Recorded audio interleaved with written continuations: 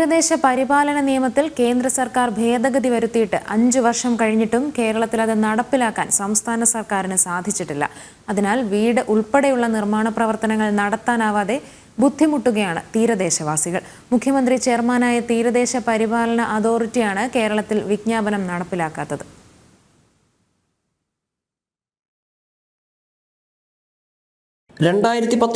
ജനുവരിയിലാണ് 2011 തീരദേശ പരിപാലന നിയമത്തിൽ ഭേദഗതി വരുത്തി കേന്ദ്ര സർക്കാർ വിജ്ഞാപനം പുറത്തിറക്കിയത്.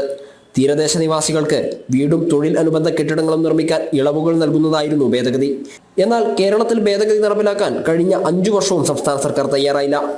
ഇവിടെ ഇപ്പോഴും 2011 വിജ്ഞാപനം അനുസരിച്ചാണ് കാര്യങ്ങൾ നടക്കുന്നത്. പുതിയ വിജ്ഞാപനം നടപ്പിലാക്കണമെങ്കിൽ തീരദേശ പരിപാലന അതോറിറ്റി കരട് മാപ്പ് തയ്യാറാക്കി പൊതുജനാഭിപ്രായം കേട്ട് അസൽ മാപ്പ് തയ്യാറാക്കി കേന്ദ്രത്തിന് സമർപ്പിച്ച് അനുമതി വാങ്ങണം. മുഖ്യമന്ത്രി പിണറായി വിജയൻ ചെയർമാനായ തീരദേശ പരിപാലന അതോറിറ്റി 5 വർഷമാണ് അത് വൈകിപ്പിച്ചത്. 5 കൊല്ലമായിട്ട് ഇന്ത്യയിൽ എല്ലാ സ്ഥലത്തും ഈ നിയമം നടപ്പിലായിട്ടും വളരെ സങ്കീർണമായ പ്രശ്നങ്ങളുള്ള മുംബൈ ബൃഹത് കോർപ്പറേഷനിലടക്കം ഇത് ചർച്ച ചെയ്ത് 2022 പാസ്സായി. പക്ഷേ കേരളത്തിൽ ഇവിടെ എൻ്റെ ആരോപണം ഇത് പാവപ്പെട്ട മത്സ്യത്തൊഴിലാളി വിഭാഗങ്ങൾക്ക് അനുകൂലമായതുകൊണ്ടാണ് ഇവർ അനാസ്ഥ കാണിക്കുന്നത് എന്നാണ് പറയാനുള്ളത്. 2019 വിജ്ഞാപനം അനുസരിച്ച് ജലാശയങ്ങളുടെയും കൃഷിയിടങ്ങളുടെയും പരിധിയിൽ നിർമ്മാണം നടത്തുന്നതിന് വലിയ ഇളവുകളാണ് കേന്ദ്ര സർക്കാർ നൽകിയത്.